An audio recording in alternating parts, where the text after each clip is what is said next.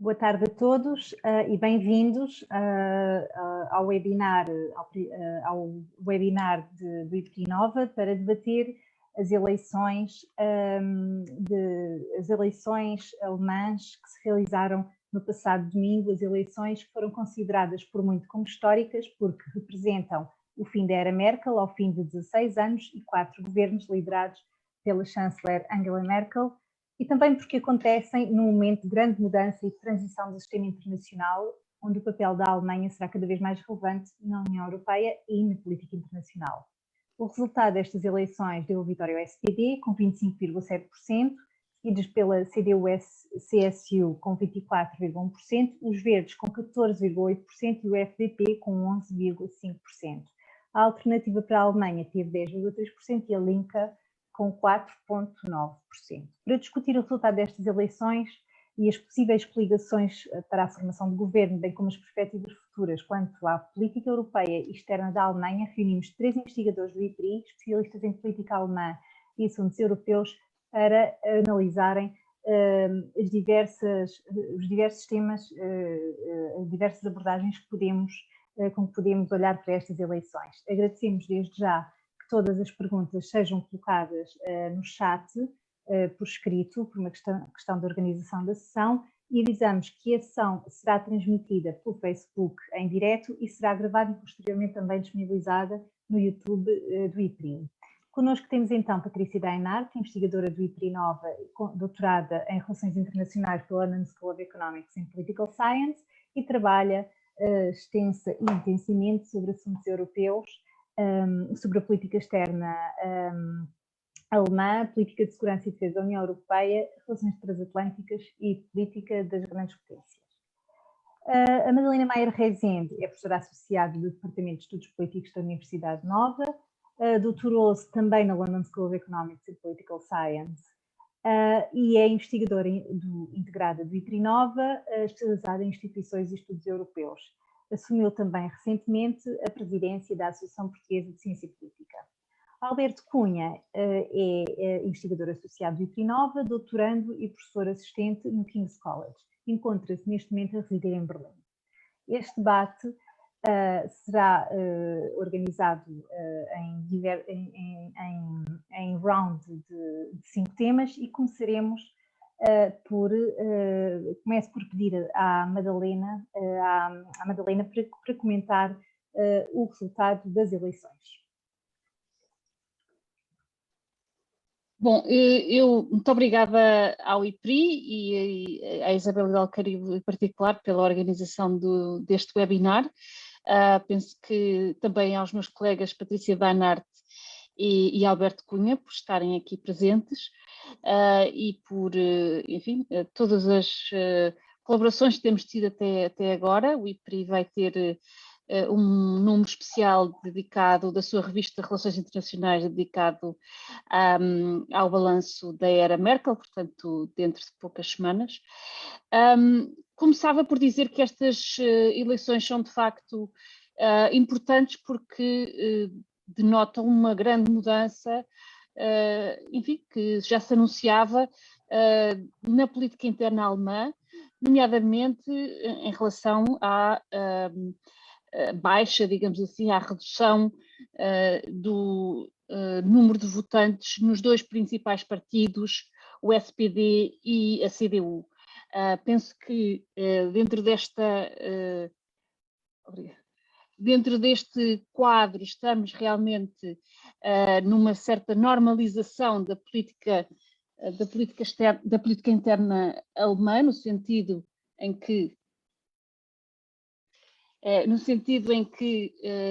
tal como noutros países europeus, o centro político está num sentido de diminuição e de redução, e isso irá exatamente complicar a formação de uma coligação governamental, sendo que desta vez não serão apenas necessários 2 partidos, mas 3 partidos políticos para chegarmos a digamos, a uma coligação governamental.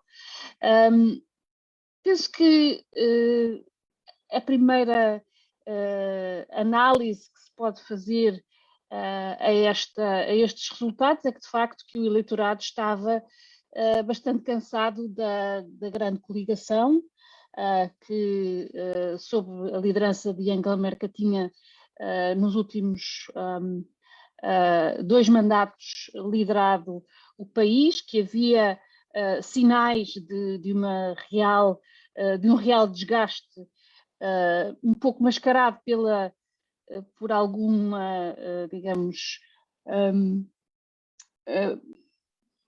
popularidade pessoal da chanceler, diria que também essa já um pouco em declínio, mas que se expressou rapidamente durante os últimos 2 meses no declínio acentuado que a CDU teve e na ascensão do SPD, mas em geral acentuando-se numa maior expressividade do Partido Liberal e dos Verdes. Portanto, aqui, digamos, uma nova dinâmica para estes 2 partidos, que não sendo novos no espectro político alemão, tinham sido sempre atores muito secundários. Em terceiro lugar, e para não me alongar mais, há de que notar também que a alternativa para a Alemanha, o partido de extrema-direita, que alguns vaticinavam que iria beneficiar da pandemia e de todo, enfim, a instabilidade que tem vindo a fazer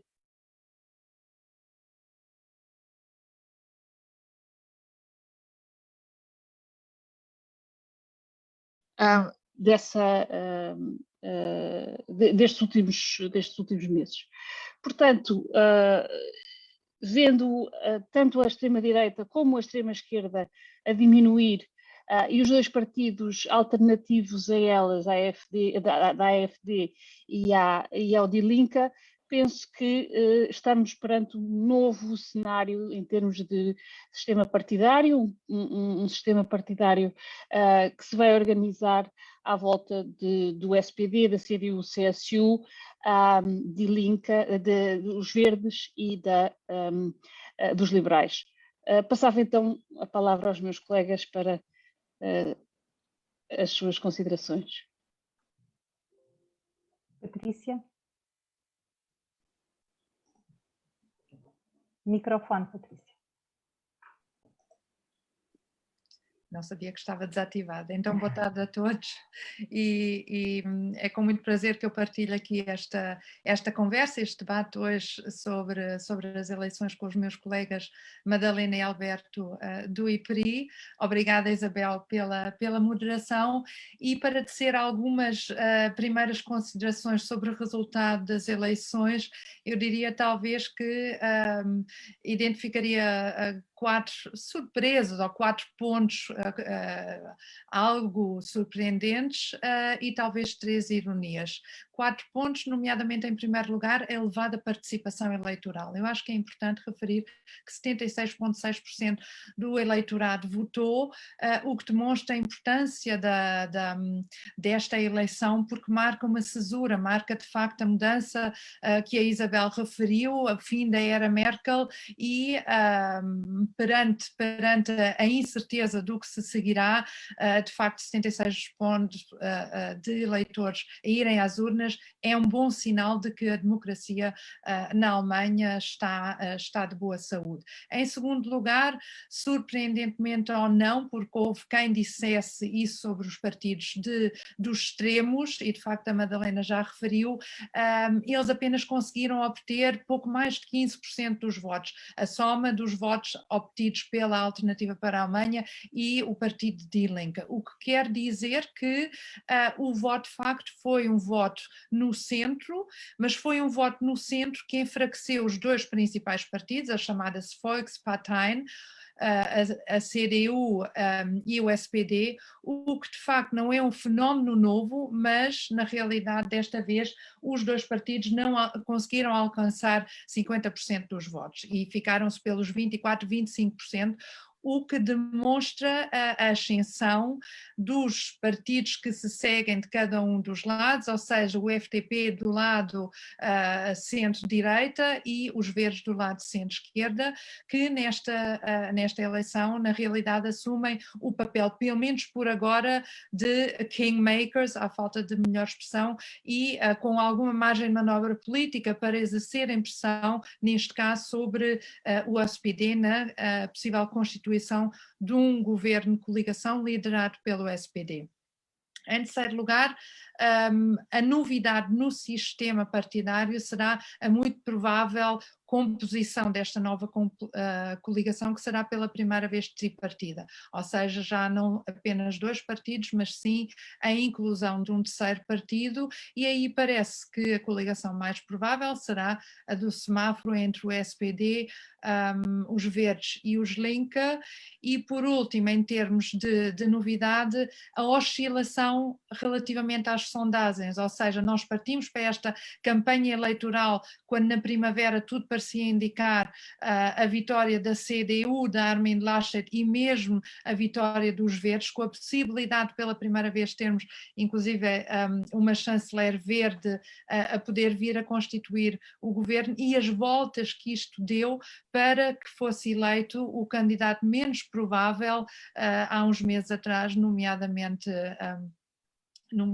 Olaf Scholz, que conseguiu alcançar a vitória. Relativamente às ironias, talvez eu, para não me alongar muito, deixaria para a próxima ronda esse comentário e daria a palavra ao Alberto.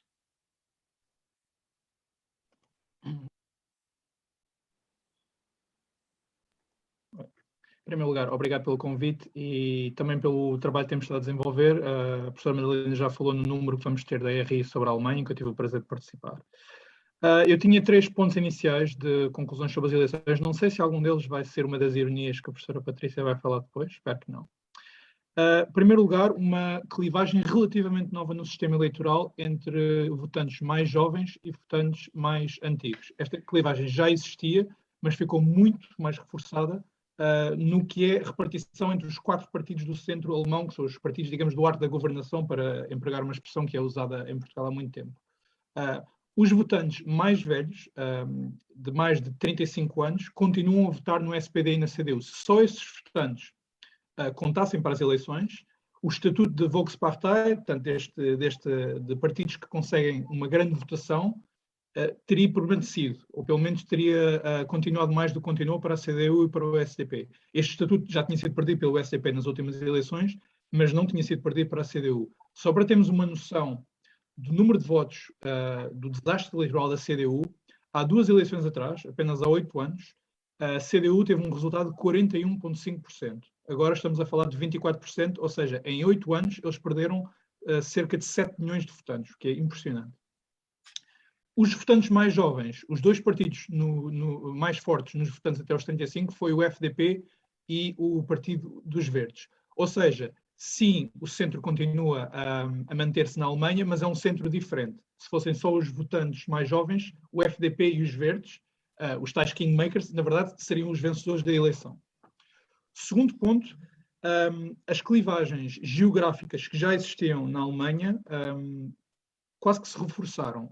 Se for observado o mapa, portanto, eu penso que toda a gente neste webinar deve saber, mas os votantes alemães têm, na verdade, 2 votos. Um voto para a lista partidária e um voto para a lista da sua constituency, portanto, do deputado de uma pequena zona geográfica. Se nós virmos o mapa da Alemanha e os partidos que ganharam onde os mandatos geográficos, a AfD, apesar de ter perdido alguns votos, está consolidada, super consolidada como um partido dominante na Turingia e na Saxónia, portanto, o partido do Oriente, que continua a ter grandes problemas no Ocidente.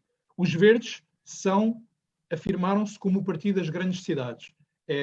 Se conseguirmos olhar para este mapa da Alemanha, é fácil perceber, simplesmente olhando quais são as constituências que os Verdes ganharam, perceber onde é que estão as grandes cidades. Berlim, onde eu moro, é um exemplo. As 3 constituências do centro de Berlim, onde eu moro, foram todas ganhas pelos partidos dos Verdes. No caso, entre a CDU e o SPD, é uma clivagem entre o norte e o sul da Alemanha.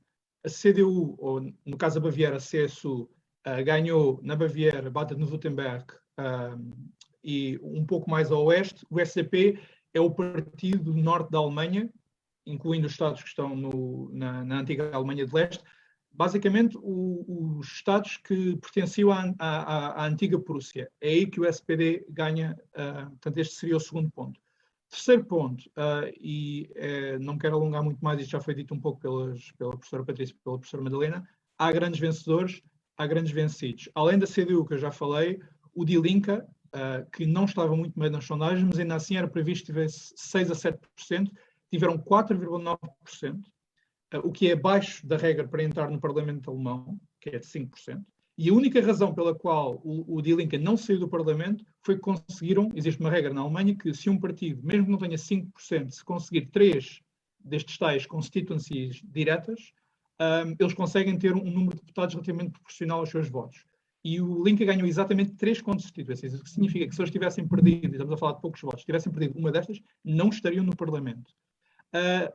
Último ponto, em termos de vencedores, apesar de é compreensível que existe uma narrativa de que os verdes, entre aspas, perderam estas eleições porque estavam muito mais elevados nas sondagens. As sondagens chegaram a dar 23% a 24% para os verdes e eles acabaram com 14%. A verdade é que é preciso dizer que esta é a melhor votação de sempre dos verdes. Eles quase que dobraram o resultado que tiveram há 4 anos. Portanto, sim, perderam em relação às sondagens, mas continuam a ser os vencedores das eleições. E no que diz respeito aos Kingmakers, o FDP e os verdes, e com isto vou concluir, de dizer que eles já estão reunidos em Berlim, neste momento, para discutir o governo. Portanto, eles não estão ainda reunidos nem com o SPD nem com a CDU, mas o FDP e os verdes, porque toda a gente sabe que não haverá uma coligação governamental que seja possível sem estes 2 partidos, a não ser que fosse a repetição da grande coligação que ninguém quer. Eles já estão reunidos, porque são 2 partidos que têm 2 posições muito diferentes, para tentarem arranjar algum ponto em comum. E eu concluí, portanto, esta primeira fase. E então agora os vossos comentários relativamente à formação das possíveis coligações.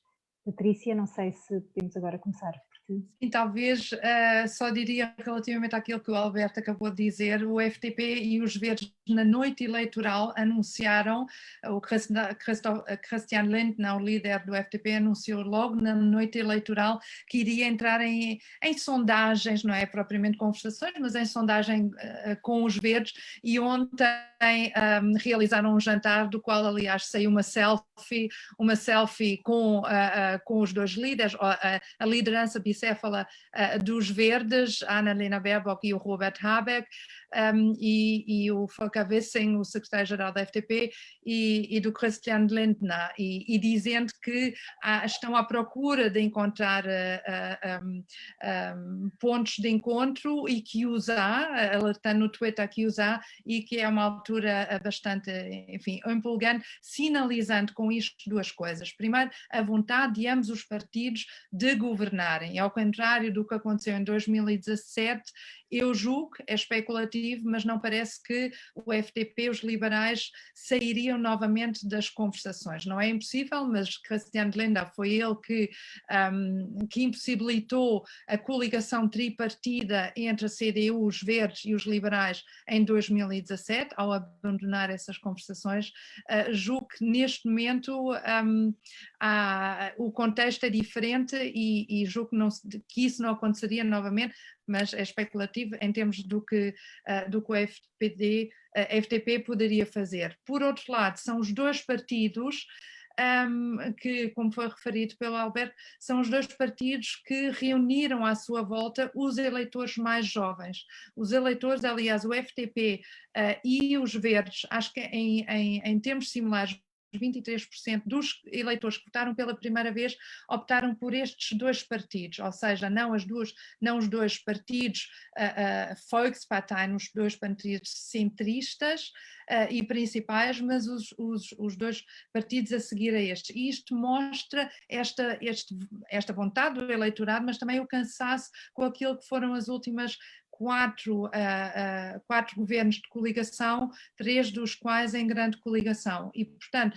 se em termos da tua pergunta quanto ao futuro da composição das coligações, a grande coligação não pode ser completamente afastada, até porque pode servir de meio de pressão do próprio SPD para tentar amortizar as exigências que os verdes e os liberais agora possam ter. Parece-me que é pouco provável em termos de cenário de coligações. E a acontecer essa grande coligação, a CDU parece-me que ao participar enquanto parceiro júnior de uma potencial grande coligação, nunca seria através de Armin Laschet, portanto também aí teriam que encontrar outro líder, o que aliás já deverá estar em curso, porque a posição de Armin Laschet tornou-se altamente instável no seio do partido dividido que é a CDU neste momento. Quanto às outras duas coligações, o semáforo, como eu já referi, parece-me ser neste momento aquilo para onde se está a caminhar. E é interessante que, aliás, ainda relativamente ao tal encontro de ontem entre os liberais e os verdes, é agora denominado de coligação de citrinos, o amarelo dos liberais, o limão e a lima dos verdes. Portanto, esta mini coligação de citrinos a exercer aqui, a seguir esta linha em primeiro lugar, mesmo que os liberais tivessem preferido uma coligação jamaica com a CDU, e em segundo lugar, para além da coligação semáforo e da coligação mais afastada, mais remota da grande coligação, uma coligação liderada pela CDU, juntamente com os verdes e os liberais, que também parece afastada neste momento. Não é também de todo impossível, mas diria que em cima da mesa está a coligação semáforo. E só para referir as três ironias e muito rapidamente, uma delas, a posição de Olaf Scholz, que se assumiu enquanto herdeiro da política de Merkel porque teve a experiência governativa, porque representa a continuidade e a estabilidade em termos políticos no panorama político alemão, e consequentemente ele, apesar de ser do partido oposto, assumir essa posição. Em segundo lugar, Armin Laschet, que foi eleito líder do partido, coisa que Olaf Scholz não é dentro do partido do SPD.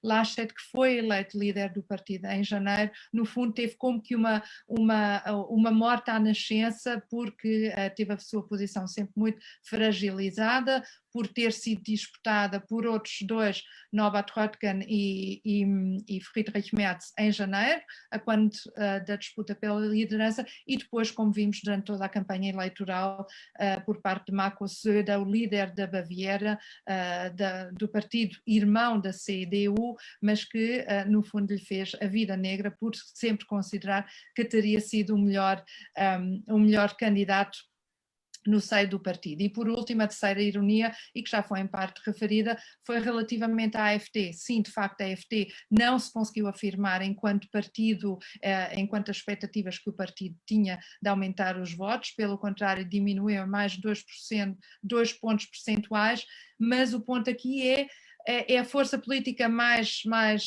marcante na Saxónia e na Turingia, e pode-se questionar, há quem levanta a questão de saber se possivelmente este partido no leste da Alemanha não se poderá ele próprio tornar uma Volkspartei no leste da Alemanha, o que seria mau nesse sentido do papel da AfD, mas também é continuamente mau porque demonstra a contínua divisão da Alemanha em termos da Alemanha de leste e da Alemanha ocidental. Por aqui. Alberto? Sim, portanto, há um comentário sobre as possíveis coligações. Aquelas que estão completamente afastadas, uma eventual coligação entre o SDP, os Verdes e o Die Linke, portanto, uma coligação de esquerda, não é possível aritmeticamente, porque o resultado do Die Linke, como eu disse inicialmente, foi simplesmente desastroso, mesmo para as sondagens que já eram más. Concordo com a análise da professora Patrícia no que diz respeito, não temos bolas de cristal, mas dos liberais não saírem de novo nas negociações como saíram há 4 anos. Eu li um artigo de opinião ontem, num dos principais jornais, o Der Spiegel, que dizia algo do género: quem é que vai votar nos liberais outra vez se eles 2 vezes seguidas saírem da possibilidade de terem governação? Porque, ao contrário de outros países, este tipo de predisposição a fazer a fazer compromissos para estar no governo é uma coisa que é apreciada na Alemanha.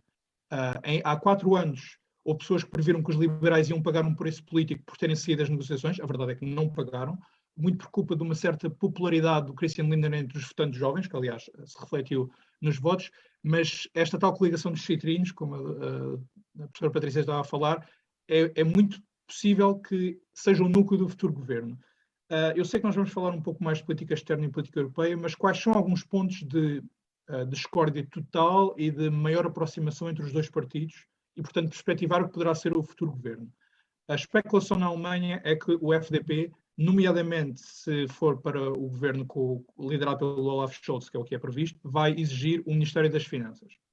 O que significa que o Ministério das Finanças vai ser de novo ocupado por uma pessoa que terá uma posição em relação a temas que nós em Portugal vivemos mais de perto durante a crise do euro, como a austeridade, bastante próxima daquilo que era o Wolfgang Schäuble.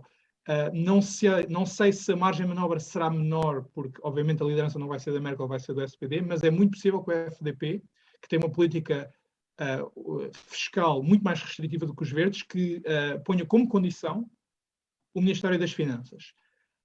Um ponto de acordo entre os dois, que foi aliás visível num debate em que participaram todos os líderes, um dos últimos debates antes das eleições, é a posição em relação à China. Quando os representantes de todos os partidos foram convidados, num dos últimos debates, penso que foi na semana antes das eleições, a comentar o acordo que a União Europeia celebrou com a China no final do ano passado para certas facilidades crescidas de investimento, ambos foram muito críticos. Os verdes, há muitos anos, que são um dos partidos mais críticos em relação a uma certa política económica da Alemanha em relação à China, que não liga tanto aos direitos humanos, eles querem uma política que se foque mais nos direitos humanos. O FDP, que é tipicamente visto como um partido mais a favor do setor privado, é surpreendente, mas é só um ponto de contacto. No que diz respeito à possibilidade da CDU-CSU continuar no governo, mais uma vez eu sigo a análise da doutora Patrícia, Armin Laschet foi super criticado na imprensa alemã por não ter dado os parabéns no domingo, peço desculpa, à vitória do SPD, entretanto, aparentemente já disse. Ele foi na chamada Elefantenrunde, que é um debate que é bastante único na Alemanha, em que todos os líderes partidários se juntam depois das eleições. Eu assisti a este debate em direto de uma das festas partidárias em Berlim, quase parecia que ele tinha ganho as eleições. A verdade é que, entretanto, nos 3 dias que seguiram, praticamente os pedidos dentro do próprio partido para ele se demitir, para ele perceber que perdeu, têm sido repetidos. E todas as pessoas que são mais neutrais, portanto, jornalistas, o Spiegel tem falado nisso, mesmo em jornais mais conservadores, o Armin Laschet, a CDU, tem que perceber que não ganharam as eleições, portanto, não tem, portanto, tecnicamente é possível que eles entendam as coligações, mas eu concordo que é muito improvável. No que diz respeito, e vou concluir com esta nota, há um acordo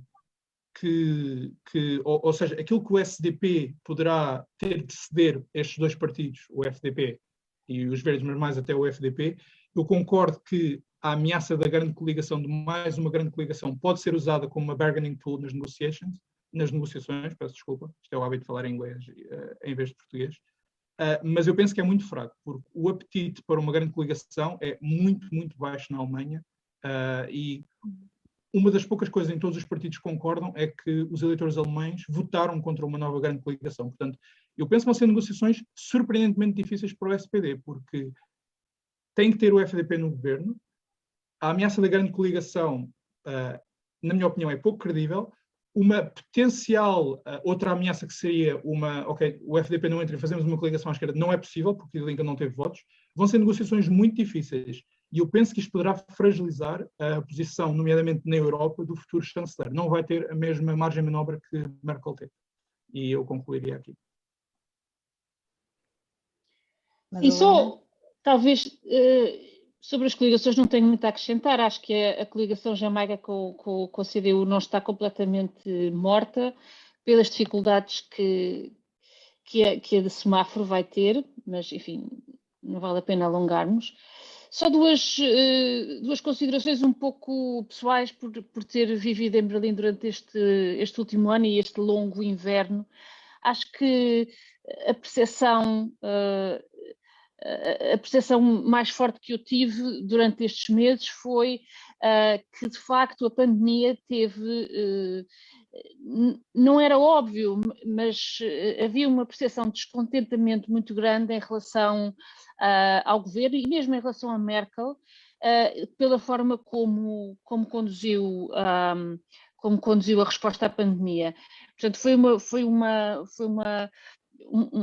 política extremamente monótona, autoritária, completamente risk-averse, completamente focada nas gerações mais velhas, descurando os interesses das gerações mais novas. As escolas estiveram fechadas durante 6 meses, todo o comércio e restauração a mesma coisa. Se compararmos com a política que foi levada a cabo por Macron, foi muito mais flexível, foi muito mais tendo em conta os interesses das várias gerações. Portanto, não me admira nada que esta clivagem geracional que se criou na pandemia, e que foi uma clivagem transversal a todos os países, se tenha traduzido de uma forma tão expressiva nestas eleições e tenha penalizado de tal maneira a CDU.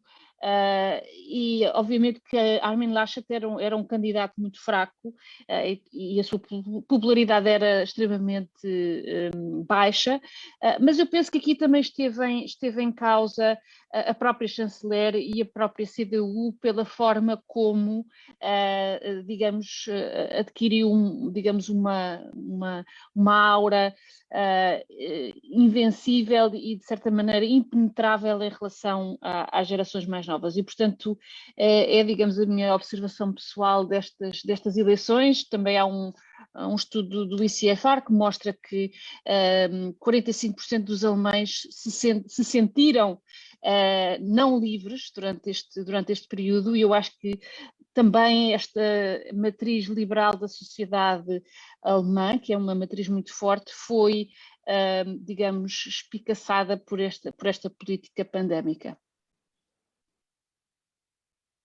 Isabel, posso dizer uma coisa muito rápida?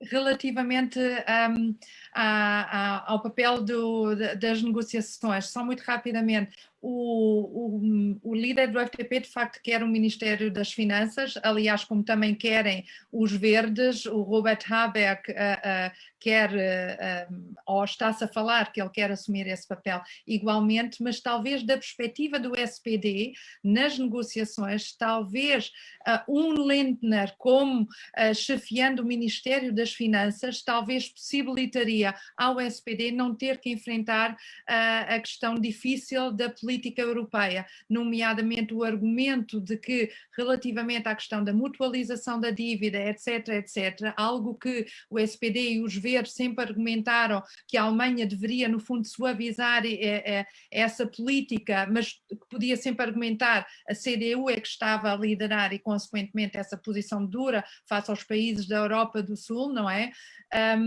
Mais na linha dos chamados países frugais, talvez tendo um ministro das Finanças liberal, talvez isso até, ironicamente, facilitaria o papel de um chanceler Scholz perante a própria opinião pública, que, como sabemos, é altamente crítica da Alemanha ser aí esse motor de financiamento, mesmo que o mercado único seja tão importante para a Alemanha.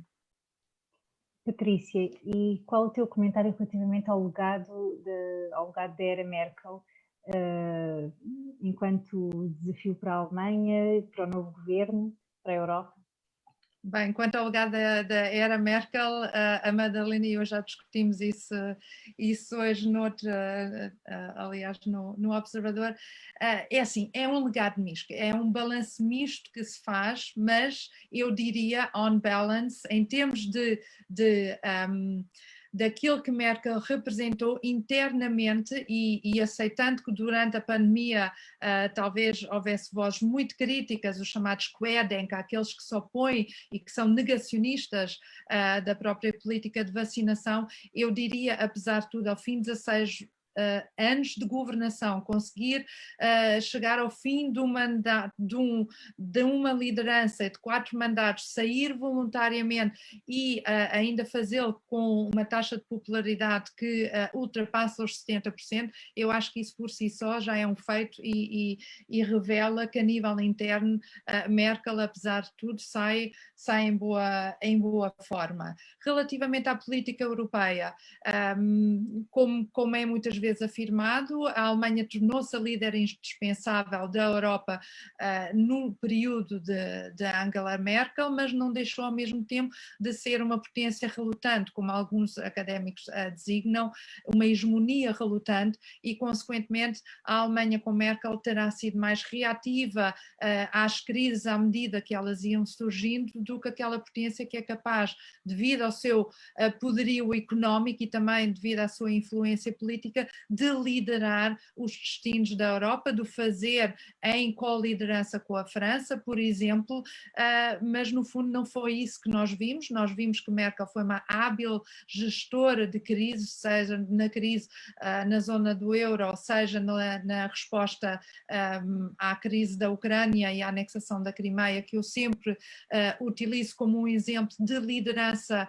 bem sucedida por parte da Merkel, em cooperação com a França, é certo, no âmbito do formato da Normândia, os acordos de Minsk, e conseguiu, contra o que se pensava, ao fim de quantos anos é que são, de 8 anos, manter as sanções à Rússia e mostrar esse sinal de que a Europa se opõe à anexação pela forma como a Rússia conduziu e a violação do Estado de Direito e do direito internacional. De resto, em termos das crises em relação ao Brexit, a Alemanha no fundo aí deixou a União Europeia e Michel Barnier conduzir todo o processo. Foi um processo da União Europeia, mas é certo que Merkel também procedeu uma viragem intergovernamental, o chamado método da União, que atribui aos Estados-membros mais poder em detrimento de uma supranacionalidade, talvez nos tempos de Kohl fosse menos contestada por parte da Alemanha. E, portanto, claro que haveria muito a dizer em termos de legado na política externa, e conclui com este ponto. Merkel claramente vê a Alemanha, a meu ver, vê a Alemanha como uma potência económica, uma potência geoeconómica no palco internacional. E eu justifico esta leitura na forma como ela, no fundo, não desenvolveu, não ajudou a desenvolver na elite política alemã aquilo a que em 2014 3 políticos advertiram que a Alemanha deveria fazer, nomeadamente na Conferência de Segurança de Munique em 2014, von der Leyen, o presidente Steinmeier, o ministro dos Negócios Estrangeiros Steinmeier, na altura o presidente Gauck, diziam que a Alemanha deve assumir responsabilidades e liderança, não em termos, obviamente, de impor uma hegemonia, mas de fazê-lo como sendo a principal potência e a potência central na Europa, e fazê-lo o mais possível de forma consensual. Ora, Merkel, no fundo, não respondeu a este apelo interno, mas também apelo externo, e em termos de política externa, isto faz com que houvesse como que uma compartimentalização na forma como Berlim lidou com os Estados Unidos, a um nível político-securitário que reconhece a importância da Aliança Atlântica e a relação bilateral com os Estados Unidos como sendo absolutamente fundamental, mas que depois abre outra gaveta no relacionamento com a Rússia, onde o Nord Stream 2 nunca foi seriamente considerado como devendo ser terminado porque prejudicava uma série de outras relações, e por último e mais decisivamente a China que pela 5ª vez é o maior parceiro comercial da Alemanha, agora este relacionamento é igualmente visto como algo separado de uma grande estratégia de política externa. E, portanto, Merkel não será lembrada como tendo definido uma grande política externa, uma Ostpolitik ou uma política de unificação, e diria, pior ainda, esta compartamentalização entre como lidar com os Estados Unidos e a Aliança Atlântica, como lidar com a Rússia e como lidar com a China é cada vez menos sustentável pela competição entre as grandes potências a que cada vez mais estamos a assistir. Helena? Sim, eu talvez seja um bocadinho mais dura ainda que a Patrícia em relação à liderança de Merkel em termos de política externa. Acho que em particular nestes últimos 2 anos, obviamente que a era de Trump enfim, mascarou de certa maneira esta compartimentalização da política da política alemã, mas enfim, se quiséssemos tirar as teimas, a mudança para a administração de Joe Biden não demonstrou uma mudança, digamos, que deveria ser quase automática na forma como Berlim tem lidado com a China, nomeadamente. E nos 2 últimos anos, apesar desta competição e da própria sociedade e economia, há que lembrar que em 2019 os industriais alemães escreveram um paper muito crítico da política do governo alemão em relação à China, dizendo que estava em perigo a soberania económica alemã, que a transferência de tecnologia que estava a acontecer era uma ameaça, digamos, à sobrevivência da Alemanha como potência económica a médio prazo e não apenas a longo prazo, e esses avisos, mesmo em termos geoeconómicos, demonstram que a chanceler não estava minimamente interessada em rever a sua posição para se alinhar com a sua própria constituency industrial. E, portanto, isso para mim é uma demonstração de que esta fórmula de política externa foi extremamente nociva para a Europa, impediu que a Europa de facto pudesse tomar uma posição clara em relação à China, que se alinhasse realmente com os Estados Unidos, e de facto deixou um legado que não é nada fácil de gerir, e penso que para Olaf Scholz, que ele próprio também não demonstrou ser muito decisivo nesta questão, espero que o Alberto tenha razão e que sejam os verdes e os liberais a tomarem as rédeas da política externa, mas não vai ser muito óbvio.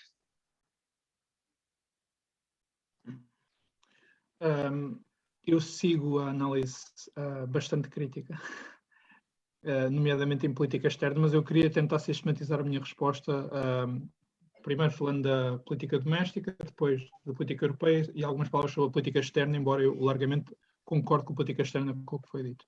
Em primeiro lugar, é preciso dizer que estamos a falar de 16 anos. Esta é a maior líder política da minha geração, teve no poder mais de metade da minha vida. E quando se pergunta, eu não vi ainda a análise da professora Madalena e da professora Patrícia no Observador, mas tenho todo o interesse em ir ver, quando se pergunta qual é o legado de Merkel, faz muito lembrar a pergunta que se fazia há uns anos sobre o legado de Obama. E vi vários, nomeadamente pessoas dentro dos Estados Unidos a dizer que um homem racional, um homem com qualidades, um bom político, mas se formos a ver os resultados, nada de muito positivo. Esta é a minha visão em geral sobre a Alemanha. Na política doméstica, a grande sensação que nós temos dos anos de Merkel, que os alemães têm dos anos de Merkel, é, claro, um país que conseguiu atravessar a crise económica mundial muito melhor do que os seus vizinhos.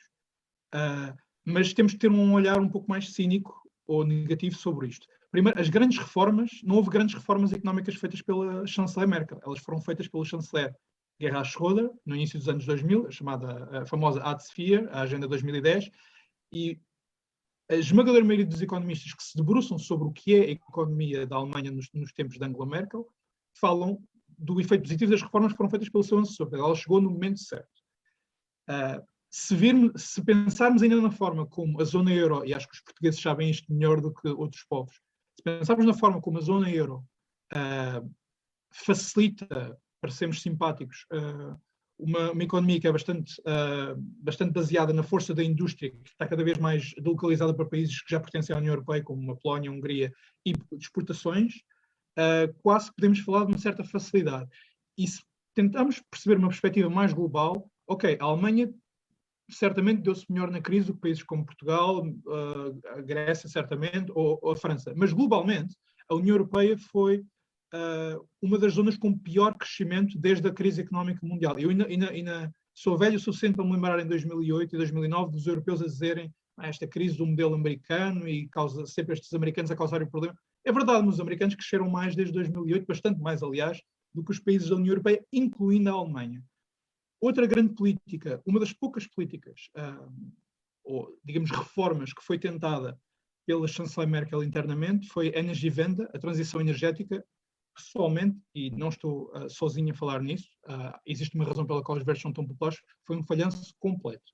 A Alemanha, neste momento, emite 5 vezes mais dióxido de carbono do que a França, que é um país que tem alguma menos indústria, mas estamos a falar de países de dimensão similar.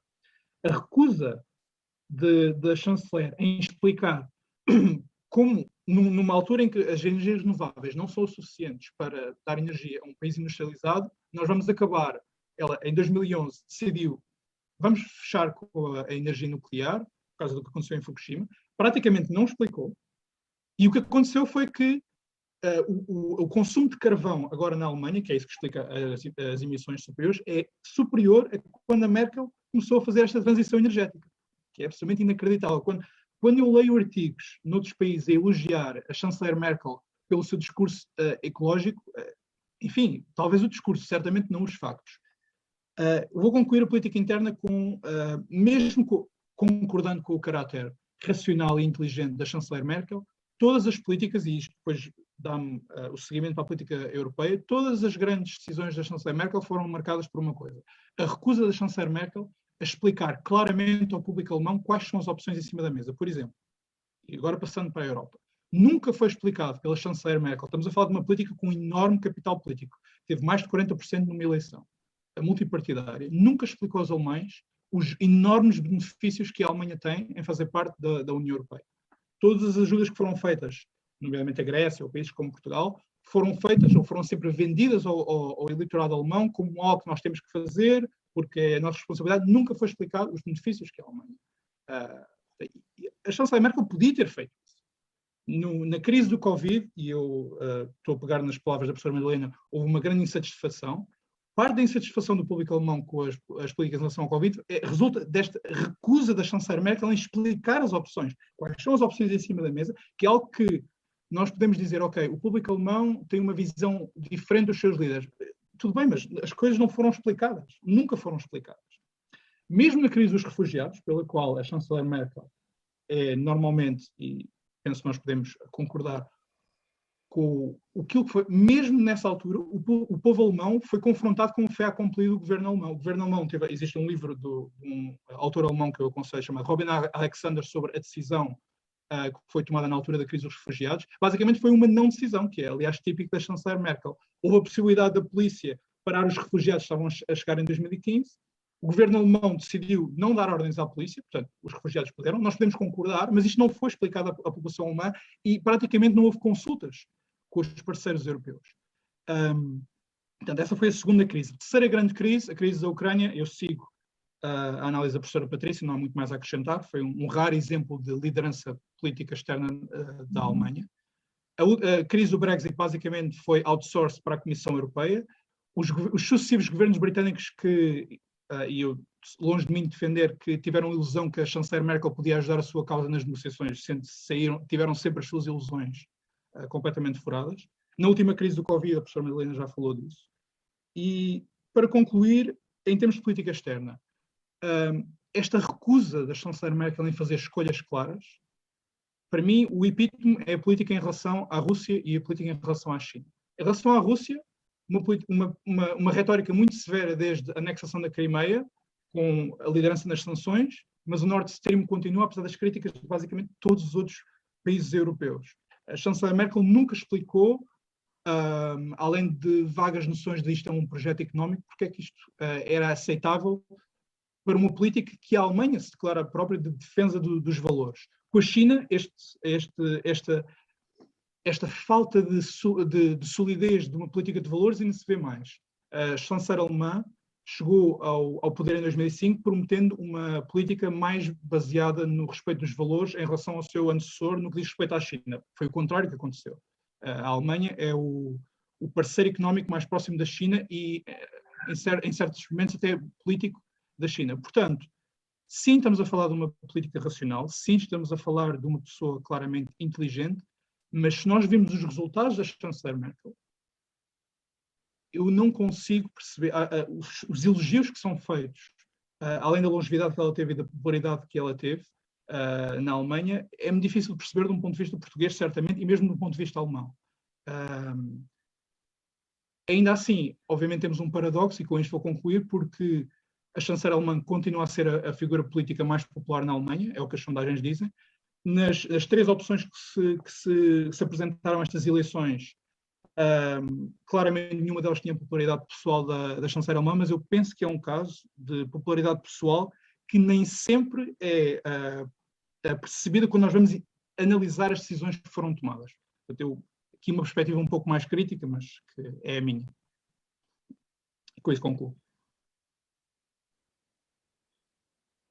Muito obrigada. Madalena, Patrícia, não sei se querem acrescentar alguma coisa. Não sei se já há questões. Temos aqui uma questão, penso.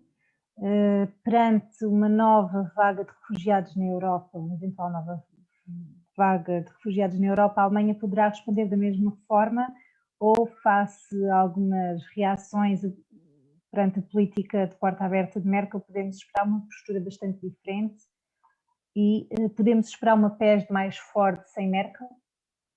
Patrícia, não sei se queres começar. Bem, eu talvez pegaria na questão sobre a política comum de segurança e defesa da União Europeia,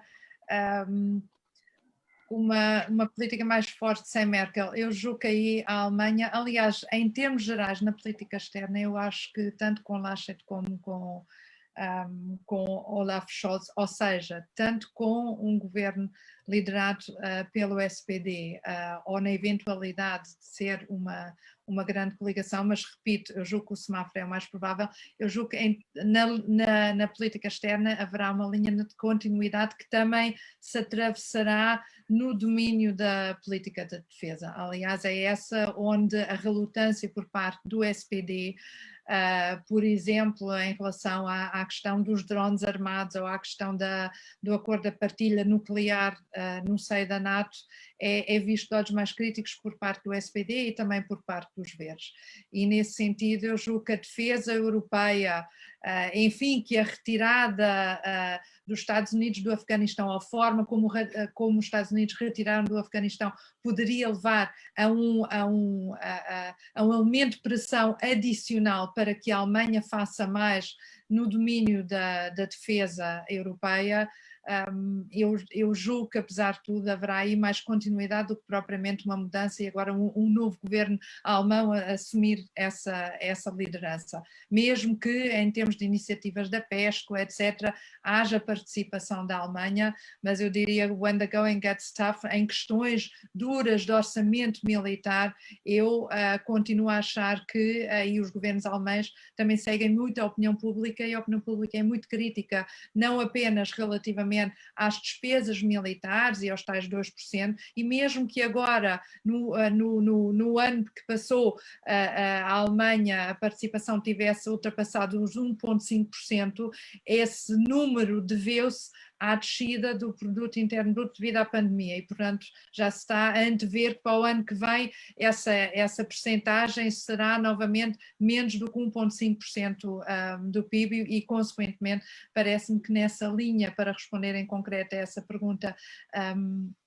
colocada sobre a questão da defesa, acho que a Alemanha irá ter dificuldade a convencer a opinião pública e, por outro lado, a opinião pública ao mesmo tempo também reflete a posição dos diferentes governos. Os verdes irão constituir um travão aí certamente, e num governo de semáforo julgo que apenas os liberais, e mesmo isso não está certo, porque os liberais e concordam aí com os verdes, a modernização das infraestruturas internamente da Alemanha, assim como a digitalização, e ligado isto à modernização e uma política efetiva relativamente às mudanças climáticas, julgo eu que será a prioridade, mais do que a questão da defesa, e vamos ver também o que é que acontecerá na França na sequência das eleições presidenciais no próximo ano.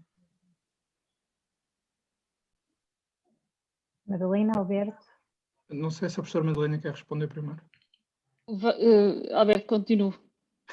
Sim, no que diz respeito à política europeia de segurança e defesa, sim, a chanceler Merkel representa um consenso da opinião pública que é improvável que mude. A França, até pelo que aconteceu recentemente com a história do acordo com os submarinos com a Austrália que falhou, continua com esta ideia de temos que ter a autonomia estratégica na Europa. Eu penso que a Alemanha vai continuar a ser um parceiro que vai desapontar em termos de ambição. A Alemanha continua a ver a NATO como o providenciador de segurança, como excelência. Isto é um ponto em que todos os 4 partidos que nós falamos, digamos, de governo, concordam. A única coisa que eu acrescentaria, talvez uma pequena discordância com a professora Patrícia, o Partido dos Verdes talvez até tenha mais abertura do que é esperado a um aumento de defesas no âmbito europeu. Eles são um partido extremamente pró-europeu. Existe uma facção mais realpolitik nos verdes que talvez, por exemplo, com um Robert Habeck ou uma Catherine como ministra dos Negócios Estrangeiros, talvez isso possa acontecer. Mas sim, eu não esperaria grandes diferenças. No que diz respeito à primeira pergunta, é difícil prever porque, no que diz respeito aos refugiados, o FDP é o partido a seguir à FDP, tomando as devidas distâncias, que é mais relutante em ter uma política aberta dos refugiados, e o Partido dos Verdes é o partido mais receptivo a ter uma política dos refugiados. Ora, 2 posições bastante diferentes no mesmo governo, depende qual é o acordo que existe.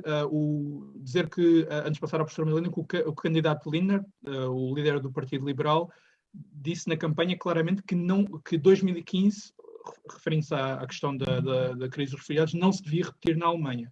Portanto, aí depende do acordo que aconteça na coligação, e eu diria, para concluir, que se houver uma vaga de refugiados como existiu em 2015, este vai ser um ponto que provavelmente vai provocar muitas divisões internas num governo de semáforo, se for efetivamente esse governo que vai acontecer.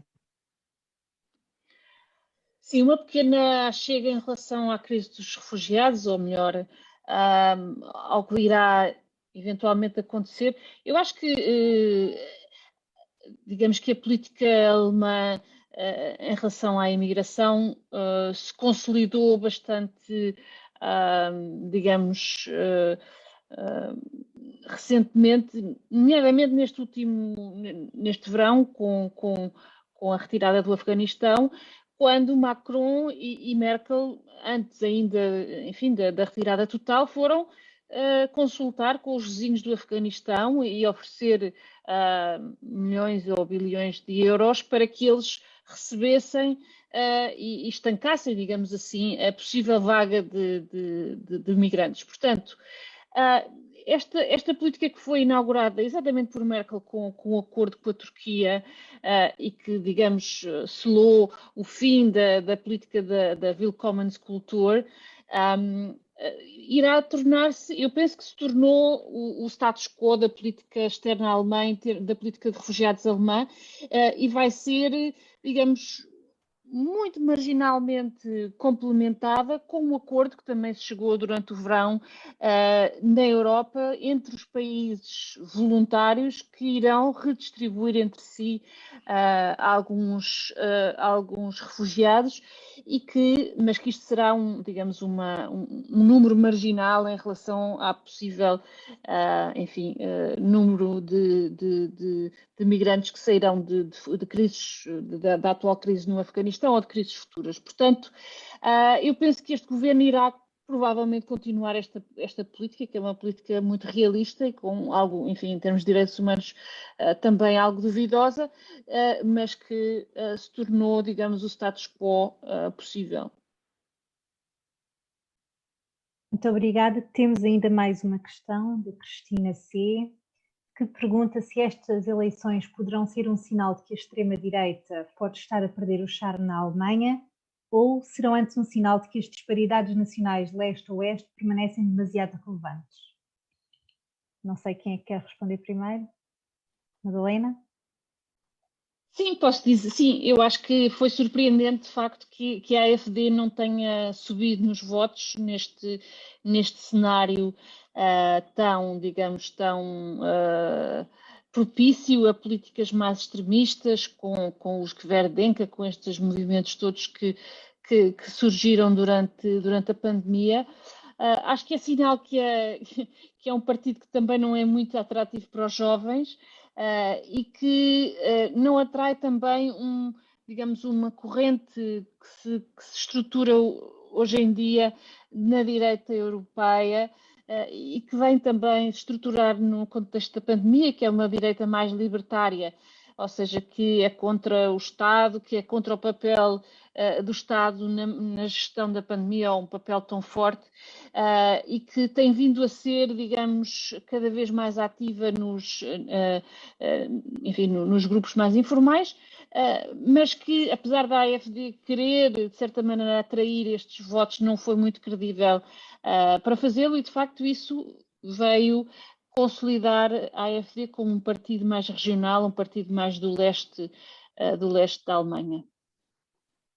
Sim, queria só acrescentar, este último ponto é especialmente relevante e eu penso que é um dos dois. Existe um grande potencial para a divisão deste partido, que aliás, de certa forma já começou, porque existe uma corrente mais extremista chamada Die Flügel, que é dominante no leste da Alemanha, precisamente, onde eles conseguiram os melhores votos. O líder do partido na Turingia, que se chama Björn Höcke, é uma personalidade muito conhecida na Alemanha por posições extremamente extremistas, mesmo em declarações sobre o Holocausto. Mas existem dois grandes desafios para o partido. Primeiro, uma divisão que eu acho que acontece quando partidos de extrema-direita ou extremas em geral conseguem mais popularidade, que é, existe uma corrente dentro da AfD que desejaria tentar entrar numa coligação, primeiramente regional, mas talvez nacional, com as outras forças da direita e tentar chegar ao poder. Existe uma corrente que prefere ser um partido mais, digamos, puramente ideológico.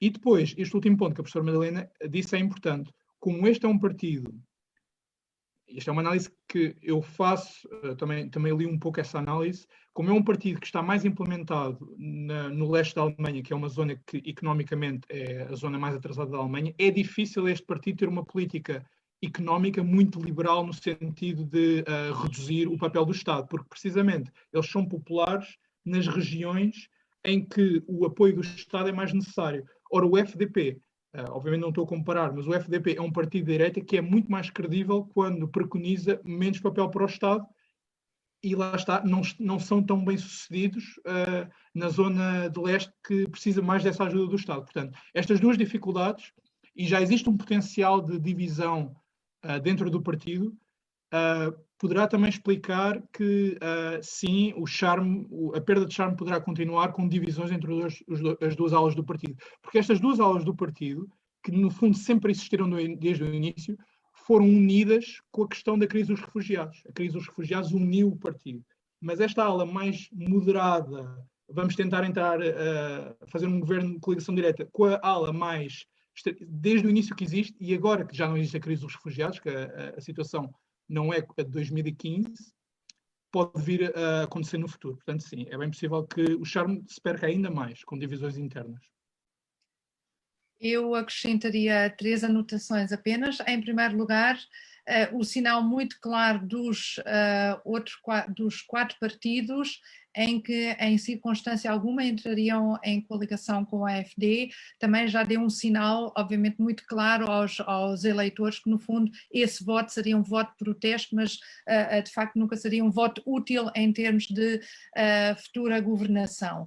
Segundo ponto, diria que essa divisão interna do partido faz com que a alternativa para a Alemanha, no leste da Alemanha, de facto seja uma força que se deve ter em conta. Ou seja, se por um lado se por um lado não ocorreu a radicalização, a escolha pela radicalização política, portanto a alternativa para a Alemanha, como a Linke perderam, como eu disse, não alcançaram mais do 15% dos votos, esse é um ponto importante, não houve essa radicalização. O que houve, e seria esse o meu terceiro ponto, no leste europeu há que observar, e há que observar porque na realidade alcançaram quase 25% dos votos, ou seja, um número com que a CDU e o SPD lidaram a nível das eleições gerais, ou seja, nenhum dos partidos obteve mais do que 26%, e portanto a alternativa para a Alemanha, que só teve 10%, é certo, a nível geral no leste da Alemanha obteve esses quase 25%, o que em termos regionais a coloca esse nível, e portanto isso é um fator a ter em conta, saber se nesse leste europeu, e aí o Björn Höcke é um líder racista e xenófobo e assume-o de uma forma muito clara, encontra aí apoiantes. E por último, julgo que a alternativa para a Alemanha é um partido de causas negativas, no sentido que ele foi constituído em 2012 como resposta à crise na zona euro. Foi esse o primeiro lema que agregou pessoas e até nem poucos académicos à volta da constituição deste partido de extrema-direita, para 3 anos depois passar para a causa anti-refugiados, anti-imigração. E portanto chegamos a 2021 com uma ausência de uma causa onde a AfD se reivindica e consiga cativar, porque julgo que a questão da pandemia e dos negacionistas, eles existem, mas não quer isto dizer que automaticamente traduzam isso no voto pela alternativa para a Alemanha, e portanto concluiria nesse sentido.